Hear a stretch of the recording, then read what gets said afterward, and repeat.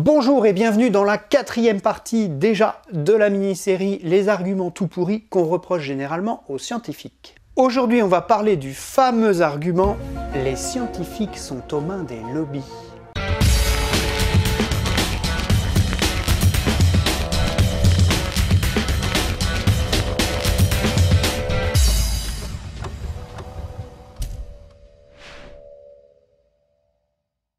Alors j'ai longtemps cherché à éviter ça pendant l'écriture de cet épisode, mais je me suis rendu à l'évidence, je vais devoir nommer les lobbies. Et c'est bien un problème parce que mon idée à moi, c'est ni de défendre les lobbies, ni de les dénoncer. Mon idée, c'est de parler de raisonnement, et pas du lobby en lui-même. Alors j'aurais voulu être un artiste. J'aurais voulu ne pas les nommer et ne pas entrer dans des débats sans fin de société. Mais à un moment donné, en faisant l'écriture de cette vidéo, je me suis rendu compte que j'étais obligé d'illustrer mes propos. Alors s'il vous plaît, dans les commentaires, soyons calmes et mesurés dans nos propos. Alors on va mettre les choses à plat tout de suite, de façon claire et définitive. Oui, les lobbies existent, et non, je ne cherche pas à les défendre. Je ne suis payé ni par Monsanto, ni par Big Pharma, ni par la NASA, ni par quoi que ce soit d'autre. Et pour ceux qui connaissent la chaîne, ici on est plutôt attaché au raisonnement, à la méthode de pensée. Donc que les choses soient claires, je ne milite pour rien du tout, je m'attache juste à la méthode de pensée. Que les lobbies soient un problème ou pas dans tel ou tel domaine, c'est pas de ça qu'on va parler aujourd'hui. Aujourd'hui on va plutôt parler de l'invocation des lobbies pour défendre un point de vue dans un débat d'idées. Ce que je vais essayer de vous montrer aujourd'hui, c'est que dans une discussion pour savoir si vous avez tort ou raison, l'invocation du lobby, ce n'est pas un argument valable. Alors petite parenthèse avant de démarrer, parce qu'il se trouve que dans cette vidéo, je vais être à plusieurs reprises très catégorique. Et oui, je connais par cœur les phrases du style « mais on n'a pas forcément tort ou raison ». Tu sais, la vie n'est pas faite que de 0 et de 1. Tout n'est pas toujours noir ou tout blanc. Il y a gris aussi. Sauf que si, des fois dans la vie c'est l'un ou l'autre, il faut accepter ça. La tour Eiffel, mesure 3 km de haut. Ah non, pas du tout, beaucoup moins. Mais faut pas être fermé comme ça, faut être ouvert d'esprit. Il y a une espèce de courant de pensée comme ça qui consisterait à croire que ceux qui ne tranchent pas sont plus sages que ceux qui tranchent. Mais ça je trouve que c'est idiot, perso, ça dépend des cas. Parfois les choses sont fausses. Je veux dire, elles sont juste fausses, quoi, c'est tout. Dans ce cas-là, il n'y a pas d'entre-deux possible. Exemple. Si je te dis, j'ai raté mon dernier devoir de maths, je pense que je vais avoir en dessous de la moyenne. Là, c'est une opinion. Mais je vais bientôt être fixé parce que le prof va nous rendre les copies. Et là, au moment où il va rendre les copies, le fait que moi je sois ouvert d'esprit ou pas, ça ne changera rien. J'aurai ma note et j'aurai soit au-dessus de la moyenne, soit en dessous de la moyenne. Et ne me dis pas que si j'ai 10, j'ai à la fois tort et raison. Parce qu'avoir en dessous de la moyenne, ça veut dire être strictement inférieur à 10. On me la fait pas. Dans ce cas précis, il n'y a pas de place pour des phrases du style « Le monde n'est pas binaire, il y a toujours un entre-deux. Personne n'a jamais complètement tort ou complètement raison. » Non. Là, on est dans un cas précis où quand je dis que je vais avoir en dessous de la moyenne à mon prochain devoir de maths, j'ai soit tort, soit raison. Dans certains cas, bien sûr, il existe des valeurs intermédiaires, ça dépend de l'opinion qu'on défend. Mais dans d'autres cas, c'est 0 ou 1, et il faut accepter ça. Et bien pour savoir si ce qu'on est en train de défendre c'est 0 ou 1, ou alors si ça peut être entre les deux, il existe une méthode, figurez-vous. Et cette méthode, c'est vérifier si cette information elle est factuelle ou pas. Alors je ne vais pas traiter de ça de façon détaillée ici dans cette vidéo, tout simplement parce qu'il existe sur YouTube des vidéos excellentissimes et des gens ont déjà traité le sujet bien mieux que moi ce que j'aurais fait. Donc je vous mets des liens en description, c'est bien plus simple. En gros, sachez que tout ce qui est quantifiable est factuel. C'est à peu près ça le résumé. Et là, dans notre cas, le résultat d'un devoir de maths, c'est totalement quantifiable. Pour savoir si je vais avoir en dessous ou au-dessus de la moyenne, il faut connaître ma note, connaître la moyenne et comparer ces deux valeurs. Et là, il n'est pas question d'opinion. On ne peut pas remettre en question le fait que je n'ai pas la moyenne si j'ai 7 sur 20 et que la moyenne, par exemple, c'est 10 sur 20. Maintenant, appliquons un petit algorithme à ce que je viens de dire. Vous savez tous ce que c'est qu'un algorithme? Un algorithme, c'est rien d'autre qu'une suite d'instructions qui, mises bout à bout, permettent de résoudre un problème ou de construire quelque chose. Par exemple, une recette de cuisine, c'est un algorithme. Mais revenons à mon devoir de maths. J'ai une opinion. Mon opinion, c'est je pense que je vais avoir en dessous de la moyenne à mon prochain devoir de maths. Question. Comment savoir si j'ai raison ou si j'ai tort? Est-ce qu'il existe une méthode qui me permet de façon fiable de trancher là-dessus? Ou bien dit autrement, comment passer de l'opinion à la connaissance? Pour ça, il faut commencer par se poser la question, est-ce que c'est une opinion factuelle? Dans notre cas, la réponse est bien évidemment oui. Le résultat, c'est une note, et une note, c'est un nombre. Donc c'est une information totalement quantifiable qu'on va pouvoir vérifier. Mais vérifier quand? Immédiatement? La plupart du temps, non. Il faut malheureusement attendre de longs jours que le prof corrige la copie avant d'avoir le verdict. Mais une fois que la copie est rendue, c'est facile. On a une note, on a une moyenne, et pour savoir si je suis en dessus ou en dessous de cette moyenne, j'ai juste à comparer ma note avec celle de la moyenne. Et là, fin. Ce qui était une opinion au départ est passé dans le domaine de la connaissance, car ça a été mesuré, quantifié, testé, etc. Je sais ce que vous vous dites. Vous vous dites, qu'est-ce qu'on fait en attendant que ce soit quantifié? J'ai rien dit sur cette flèche. Eh bien, la réponse est simple. Tant qu'on n'a pas les résultats, on doit attendre. Dans ce cas-là, on ne peut en aucune façon affirmer que son opinion est vraie. T'es sympa, mais t'as pas parlé dans ton petit algorithme de l'éventualité où l'opinion n'est pas factuelle. Dans le cas où l'opinion n'est pas factuelle, on dit en science qu'elle n'est pas réfutable. C'est-à-dire qu'on n'a pas moyen ni de la valider, ni de l'invalider. Et ça, tout simplement, ça fait pas partie du cadre de la science. Dans ce cas-là, on a juste un avis, et c'est tout. Mais écoutez bien ce qui suit, car c'est très important. Si en face de cet avis non factuel, il existe une autre opinion, qui, elle, est quantifiable et qui a été vérifiée, alors il me paraît infiniment plus sage de se référer à cette autre opinion, qui, elle, a été vérifiée. Est-ce que vous voulez un exemple de ce que je raconte? Toujours le même exemple. Je pense que je vais avoir en dessous de la moyenne à mon devoir de maths, mais pas parce que je l'ai raté. Non, je pense que j'ai vraiment parfaitement réussi mon devoir de maths et que même je méritais genre 18 ou 19 sur 20. Mais dans la nuit, des extraterrestres sont venus chez mon prof de maths, ils ont dérobé mon devoir, ils ont imité mon écriture et ils ont échangé les copies avec une autre copie où moi j'aurais moins de la moyenne.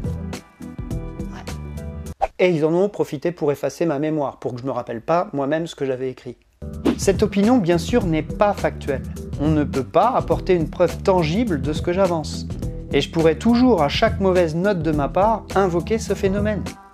Je suis donc typiquement dans le cas où mon opinion est irréfutable. C'est juste un avis, une croyance de ma part. Mais en face, il existe aussi une autre explication qui, elle, est quantifiable. La maîtresse a corrigé ma copie, et j'ai eu en dessous de la moyenne. Dans ce cas, certes, j'ai le droit de continuer de penser que c'est un coup des extraterrestres, mais ça me paraît beaucoup plus sage de penser que j'ai juste foiré mon devoir et se référer à l'opinion factuellement vérifiée. Ça vous paraît un petit peu simple, voire simpliste, n'est-ce pas? C'est normal, ça ne m'étonne pas, mais c'est important de passer par là parce que maintenant on va commencer à avoir des exemples un tout petit peu plus touchy qu'un simple résultat de devoir de maths. Mais avant ça, permettez-moi un petit peu de reformuler notre bel algorithme en généralisant un petit peu, en prenant un petit peu de hauteur. Par exemple, au tout début là-haut, on va supprimer le devoir de maths et on va supposer que cet algorithme, il est vérifié quelle que soit l'opinion de départ, pas juste un devoir de maths. Maintenant qu'on a fait ça, prenons une opinion qui fait référence à un lobby particulier. Vous allez voir, c'est pas dur. Et du coup, mettons à l'épreuve notre nouveau jouet, le bel algorithme, avec cette nouvelle opinion. Les vaccins sont dangereux pour la santé. Oh, tu vas avoir des gros problèmes. Allons-y, première étape. Cette opinion est-elle factuelle? La réponse est claire. Oui, c'est factuel. Ça porte même un nom, ça s'appelle la balance bénéfice-risque. On mesure précisément les bénéfices que peuvent apporter les vaccins et on mesure tout aussi précisément les risques qu'ils sont susceptibles d'apporter. Deuxième étape. Peut-on la quantifier immédiatement? Là encore, la réponse est facile, oui. Pourquoi? Parce que si la vaccination était un procédé nouveau, là on serait dans le cas de la flèche de droite et il faudrait attendre au nom du principe de précaution. Mais là c'est pas le cas, la vaccination ça fait maintenant plus d'1 siècle qu'elle est appliquée et on a largement le recul pour pouvoir affirmer de façon absolument impartiale et définitive le nombre de vies sauvées grâce au vaccin est infiniment supérieur aux effets indésirables de ceux-ci. La balance bénéfice-risque est donc nettement en faveur de la vaccination. On peut donc passer sur la flèche de gauche et trancher. Non, les vaccins ne sont pas dangereux. Au contraire. Seulement voilà, là il y a un problème. Parce que, par exemple, si vous êtes en face d'un anti-vax et que vous discutez de ça, à ce moment-là, pour lui, l'algorithme n'est pas affiné. Car c'est à cet instant qu'il va nous sortir un nouvel argument, ou plutôt un nouveau personnage. J'ai nommé Super Lobby. En général, cet argument, il prend une forme du style « Je suis d'accord avec toi, mais qu'est-ce qui me dit que ces chiffres que tu me sors pour justifier la balance bénéfice-risque ne viennent pas justement de Big Pharma qui truque les chiffres pour pouvoir valider ses ventes et s'enrichir un peu plus ?» C'est là, messieurs, dames, qu'on va devoir compléter un petit peu notre algorithme. Parce que notre anti-vax nous propose, messieurs, dames, à ce moment-là, de remettre en cause notre savoir par une question qu'il se pose au sujet de Super Lobby. Et vous savez quoi? Eh ben ça tombe bien. Ça tombe très bien parce que la science, elle adore remettre son contenu en cause. C'est même la base de la science. Donc on va rajouter une étape dans notre algorithme qui fait figurer un nouvel éclairage qui pourrait remettre en question la précédente quantification. Mais alors, ce nouvel éclairage, cette nouvelle question là qu'on se pose à propos de Big Pharma, ne serait-ce pas une... Ben oui, c'est une opinion. Et comme n'importe quelle opinion, eh ben je vais pouvoir la remonter à la source de notre algorithme et la passer à la moulinette de l'algorithme. Et c'est donc reparti pour un deuxième tour avec l'opinion. Big Pharma truque toutes les études scientifiques et achète les scientifiques pour qu'on dise que les vaccins sont inoffensifs. Cette opinion est-elle factuelle? Bah là, désolé, non. Autant on peut faire des tests sur des malades, des études randomisées en double aveugle pour tester la validité d'un médicament, autant je vois pas comment on va tester scientifiquement le fait que Big Pharma truque les résultats des scientifiques. Ou alors donnez-moi le protocole expérimental qui permet de vérifier ça de façon factuelle. Mais moi là je vois pas. C'est donc une opinion non factuelle. Et rappelez-vous ce que je disais tout à l'heure à propos des extraterrestres. Vous vous rappelez quand je vous disais que c'était important? Eh bien figurez-vous qu'en face de cette opinion non factuelle, il existe une opinion qui, elle, était factuelle et qui, elle, a été mesurée, vérifiée et quantifiée. C'est là, précisément, qu'il faut être honnête, ouvert d'esprit, de bonne foi et s'appliquer la petite phrase de tout à l'heure. Comme il existe en face une opinion factuelle vérifiée, il est donc plus sage de se référer à celle-ci. En d'autres termes, certes, on peut très bien avoir cette opinion sur Big Pharma, mais il est plus sage de penser qu'il faut se vacciner. Retenez bien ce petit algorithme, il est super pratique parce que vous allez voir que l'invocation de Super Lobby, elle a lieu toujours au même moment, là, juste après les résultats quantifiés. Bon, bah maintenant que je me suis mis les antivax dans la poche, on va passer à un autre lobby et on va passer à la NASA. Youpi, c'est Noël! Opinion suivante, je pense qu'on n'est jamais allé sur la Lune. C'est parti, notre opinion est-elle factuelle? La réponse est oui. Pourquoi? Alors certes, on a des interviews, on a des images, mais rappelons-le, on ne le dira jamais, un témoignage n'est jamais une preuve. Donc on est obligé de s'astreindre à ne pas invoquer les images et les interviews et tout ça. Il n'en reste pas moins qu'on a juste ramené des échantillons du sol lunaire. Un échantillon du sol, on ne peut pas faire plus factuel. Peut-on le quantifier immédiatement? Bah oui, Apollo 11 c'était en 1969, ça va, on a les résultats. Et guess what? Bah oui, ça vient bien de la Lune.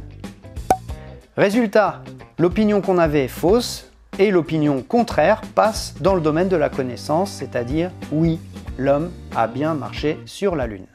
Et encore une fois, c'est à ce moment précis que le complotiste va nous dire un truc du style « Oui, mais comment tu les as tous ces résultats factuels? Tu les as par le biais de la NASA, qui nous manipule et qui nous ment. » Vous le voyez venir? C'est bien lui. Super Lobby! Eh bien, encore une fois, on poursuit notre algorithme. Il y a un nouvel éclairage qu'il faut prendre en considération, à savoir peut-être que la NASA nous ment et qu'elle a tout truqué. Dans ce cas-là, à nouveau, ce nouvel éclairage n'est rien d'autre qu'une opinion qu'on va soumettre à notre algorithme. Est-ce que cette opinion, le fait que la NASA nous ment, c'est factuel? Non, c'est pas factuel.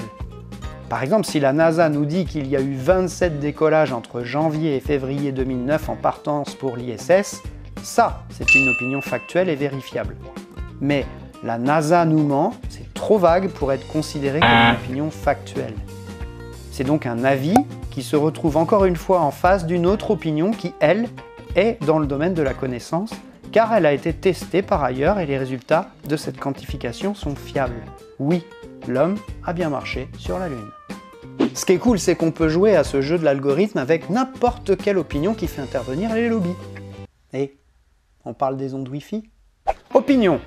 Moi, je pense que les ondes Wi-Fi, c'est dangereux pour la santé. Et c'est reparti. Cette opinion est-elle factuelle? Oui. C'est facile de tester ça en études randomisées en double aveugle. Étape suivante. Peut-on le quantifier immédiatement? Réponse, oui. Oui, ça a déjà été fait plusieurs centaines de fois. Les résultats sont: il est impossible d'établir un lien de dangerosité. Et bim, ça passe dans le domaine de la connaissance. À l'heure actuelle, on n'a pas pu démontrer la moindre dangerosité à l'échelle humaine. Vient ensuite l'invocation de Super Lobby, avec une phrase du style « Oui, mais il y a fort à parier que toutes ces études sont financées par les lobbies des télécommunications. » C'est donc une remise en question des résultats, pas de problème.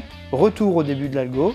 Dans l'attente, évidemment, j'ai oublié de le dire, mais il est hors de question de faire croire que ce nouvel éclairage vaut quoi que ce soit. Hein. Ça reste une opinion qu'il faut tester, mais qui n'est pas factuelle. Donc, retour au factuel. Bref, vous commencez à comprendre un petit peu les limites de ce que j'appelle l'invocation au lobby. C'est une sorte de pirouette qu'on peut sortir à n'importe quel moment de la discussion, qui n'est pas réfutable et qui permet de faire passer son opinion, qui pourtant est contredite par le factuel, comme potentiellement valable.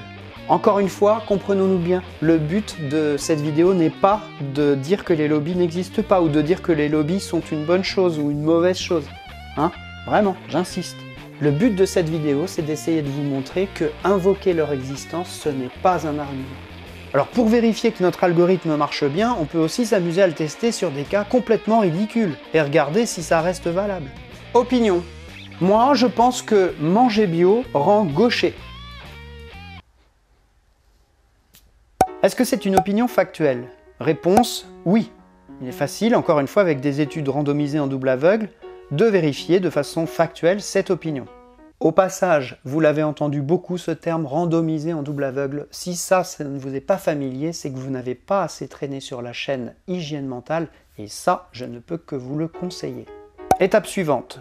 Peut-on le quantifier immédiatement? Réponse non. À ma connaissance, il n'existe pas d'études sur ce sujet. Alors, qu'est-ce qu'on en conclut? Et c'est ça qui est intéressant. Est-ce qu'on en conclut que le lobby du bio a fait pression sur l'ensemble du monde scientifique pour empêcher que des études se fassent, pour pouvoir masquer encore un petit peu plus l'incroyable vérité qui nous est cachée, c'est-à-dire que manger bio rendrait gaucher? Non. Notre algorithme là, il nous suggère la solution la plus sage. Tant que la science, elle n'a pas factuellement vérifié une opinion, et que cette opinion est passée dans le domaine de la connaissance, on va plutôt attendre. Et dans l'attente, on va certainement pas faire passer cette opinion comme quelque chose de vrai. On ne sait pas. En d'autres termes, à ce moment précis, rien ne différencie mon opinion d'une autre opinion du style « manger bio donne le cancer » ou bien « manger bio colore votre estomac en jaune fluo ». J'espère encore une fois que je me suis bien fait comprendre. Je ne dis pas que les lobbies n'existent pas. Je ne dis pas que c'est bien, que c'est mal. Je ne suis pas dans un jugement de valeur. Je dis juste que le fait que les lobbies existent ne suffit pas pour prouver votre croyance ou vos opinions. Ce raisonnement n'est pas valide. Et en résumé, l'existence d'un lobby n'est pas la preuve de votre opinion. J'espère que cette vidéo vous a plu. J'ai conscience d'avoir touché des sujets un petit peu sensibles, mais alors on va essayer de rester fidèle à l'esprit de cette chaîne. On va essayer d'être courtois en commentaire, même si on n'a pas tous les mêmes opinions. La prochaine vidéo sera l'avant-dernière vidéo de la fameuse série sur les arguments tout pourris qu'on reproche aux scientifiques, et elle aura pour titre « C'est vrai, car une étude l'a prouvé ». Et d'ici là, ne prenez pas de risques, calculez-le.